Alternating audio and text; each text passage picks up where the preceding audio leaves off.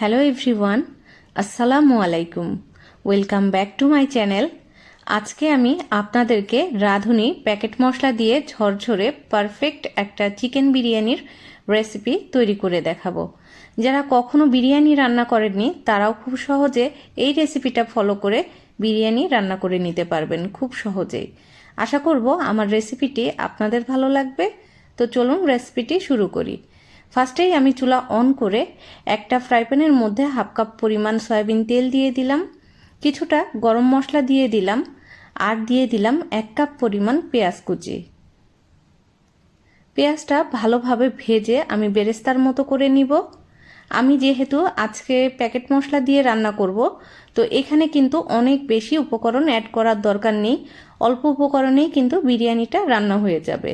এবার দিয়ে দিলাম 1 টেবিল চামচ পরিমাণ আদা বাটা, 1 টেবিল চামচ পরিমাণ রসুন বাটা, জিরা বাটা হাফ টেবিল চামচ পরিমাণ, লাল মরিচের গুঁড়া দিয়ে দিচ্ছে 1 টেবিল চামচ পরিমাণ, টক দই দিয়ে দিচ্ছে হাফ কাপ পরিমাণ, দিয়ে দিচ্ছি স্বাদ মতো লবণ।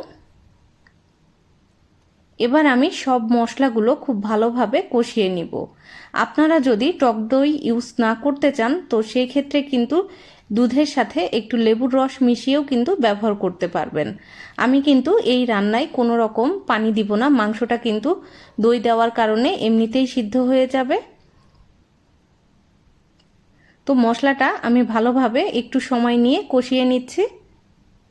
এবার আমি দিয়ে দিব 1 প্যাকেট পরিমাণ রাঁধুনি বিরিয়ানির মশলা। আপনি যে কোনো ব্র্যান্ডের বিরিয়ানি মশলা দিতে পারেন। দিয়ে দিচ্ছি নতুন আলু। আপনি যদি আলু খেতে পছন্দ করেন তো আপনি আলু অ্যাড করবেন। তো আজকে আমি আলু দিয়েই রান্না করব। এবার দিয়ে দিচ্ছি মাংস দিয়ে দিচ্ছি। এখানে প্রায় 2.5 কেজি পরিমাণ মাংস আছে, মুরগির মাংস। তো মাংসটা কিন্তু আমি একটু ছোট ছোট পিস করে কেটে নিয়েছি। আপনারা স্ক্রিনে দেখেই বুঝতে পারছেন যে মাংসটা আমি কিভাবে কেটে নিয়েছি। তো আমি মাংসটা মশলার সাথে খুব ভালোভাবে কষিয়ে নিব। আর আমি তো ফার্স্টেই বলেছি যে আজকের মাংসটা আমি পানি ছাড়া রান্না করব, যেহেতু ব্রয়লার মুরগি আর নতুন আলু দুইটাই কিন্তু অনেক নরম, তো এমনিতেই সিদ্ধ হয়ে যাবে। দিয়ে দিচ্ছি কিছুটা কাঁচামরিচ আর হাফ কাপ পরিমাণ দুধ দিয়ে দিচ্ছি। 1 টেবিল চামচ পরিমাণ দিয়ে দিচ্ছি টমেটো সস। তো দুধটা কিন্তু গরম ছিল, গরম দুধ ব্যবহার করবেন। চিনি দিয়ে দিচ্ছি 1 টেবিল চামচ পরিমাণ। তো সব কিছু খুব ভালোভাবে নেড়েচেড়ে আমি মাংসর সাথে মিশিয়ে নিচ্ছি। এবার চুলাটা মাঝারি হাই হিটে রেখে মাংসটা কিন্তু আমি 10 মিনিটের মতো ভালোভাবে সিদ্ধ করে নিব। আর 10 মিনিটেই কিন্তু মাংসটা প্রায় 80% মতো সিদ্ধ হয়ে যাবে। তো ফিরে আসলাম 10 মিনিট পর। 10 মিনিট হয়ে গেছে, মাংসটা কিন্তু মাঝখানে আমি একবার নেড়ে দিয়েছিলাম। এখন যতটুকু দেখা যাচ্ছে এটা কিন্তু কোনো রকম পানি বা দুধ না, এটা হচ্ছে মশলা। তো আমি মাংসটা উপর থেকে যতটা সম্ভব তুলে নেওয়া যায় তো তুলে নিয়ে আমি এক সাইডে রেখে দিচ্ছি। আর যে মশলা আর তেলটা আছে এর মধ্যেই কিন্তু পোলাওয়ের চালটা আমি প্রসেস করব।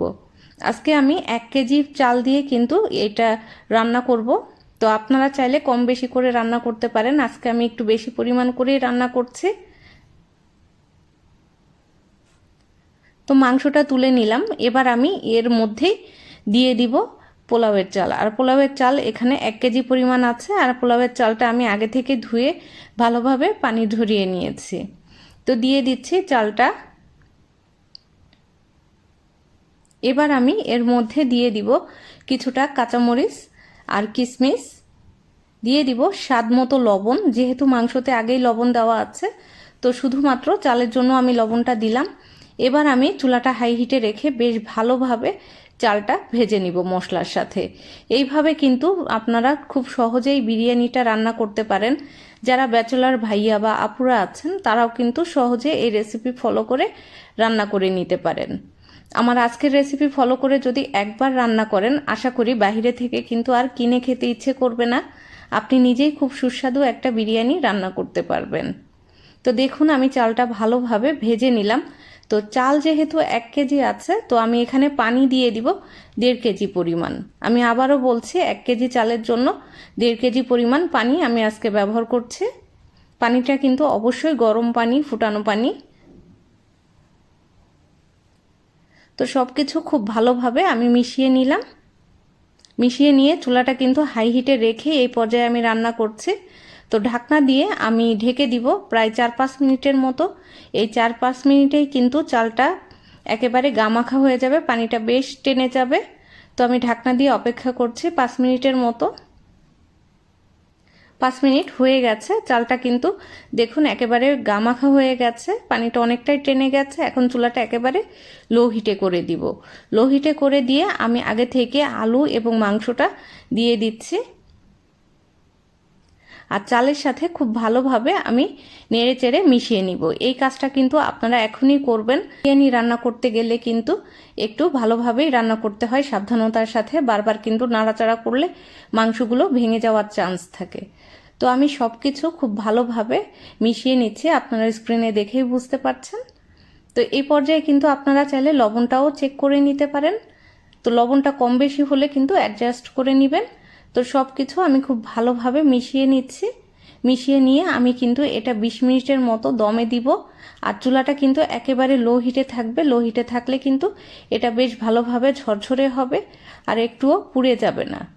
তো সব কিছু এভাবে আপনারা দেখতে পাচ্ছেন, আমি সমান করে দিচ্ছি। এবার আমি একেবারেই চুলাটা লো হিটে রেখে 20 মিনিটের মতো দমে দিব। আর তার আগে দিয়ে দিব 2 টেবিল চামচ পরিমাণ ঘি। যে কোনো বিরিয়ানি বা পোলাও রান্নার ক্ষেত্রে, যে কোনো শাহী খাবার রান্না করার ক্ষেত্রে কিন্তু ঘি অবশ্যই আপনারা ইউজ করবেন। ঘি দিলে কিন্তু যে কোনো খাবারের স্বাদ অনেকটাই বেড়ে যায়। তো আমি দিয়ে দিচ্ছি 2 টেবিল চামচ পরিমাণ ঘি। এবার ঘিটা দিয়ে সব সাইডে কিন্তু আমি মিশিয়ে নিব, ভালোভাবে মিশিয়ে নিচ্ছি।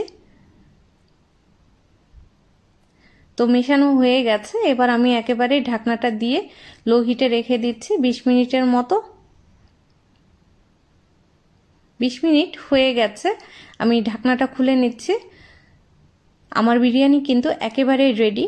দেখুন চালও ভাঙেনি আর একটা মাংসও কিন্তু ভেঙে যায়নি। আমি সার্ভ করে আপনাদের সাথে শেয়ার করছি আজকের রেসিপিটা কেমন হলো। তো আপনারা স্ক্রিনে দেখেই বুঝতে পারছেন আজকের রেসিপিটা কতটা পারফেক্ট হয়েছে। আশা করব আমার আজকের রেসিপি আপনাদের সবার কাছে অনেক বেশি ভালো লাগবে। আপনারাও ট্রাই করে দেখবেন, এই রেসিপিটা সত্যি অনেক বেশি মজার আর সুস্বাদু। আশা করব আমার রেসিপি আপনাদের ভালো লেগেছে। সবাই অনেক বেশি ভালো থাকবেন আর এরকম মজার রেসিপি তৈরি করে পরিবারের সবার সাথে এনজয় করবেন। আজকের রেসিপি এ পর্যন্তই। আল্লাহ হাফেজ।